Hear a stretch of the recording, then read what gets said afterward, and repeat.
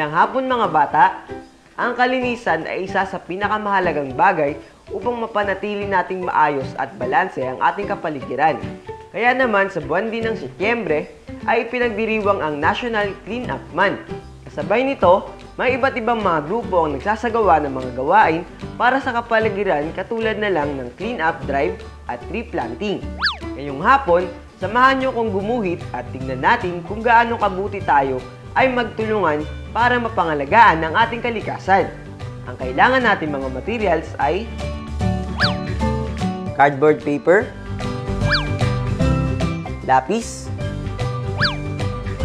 marker, at crayons. Ready na ba kayo? Tara, simulan na natin.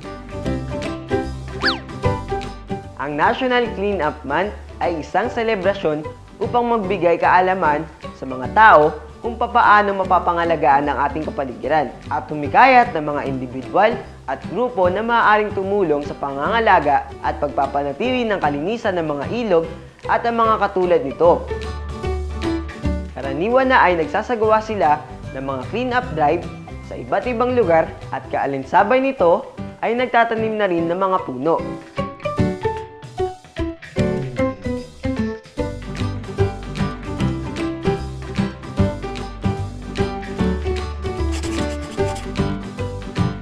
O yan kids, diba?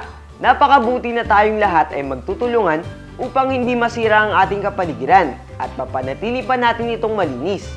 Dahil ito ibigay sa atin ng Diyos.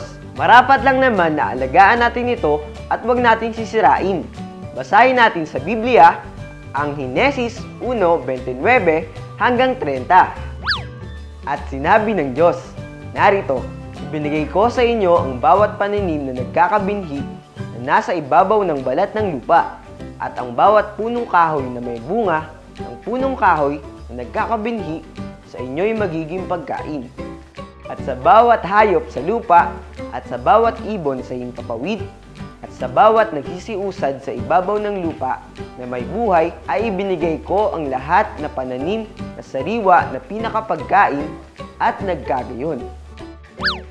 Pagsama sa mga grupong nagsasagawa ng mga clean-up drive o maging individual na paraan ay makakatulong pa rin tayo sa pag-aalaga ng ating paligid. At sa ating pagguhit ay naihatid natin ang ating mensahe na ang pagpapanatili ng kalinisan ng paligid ay mahalaga. Sa Miyerkules ay samahan niyo ulit ako dito lang sa Batang Artistic.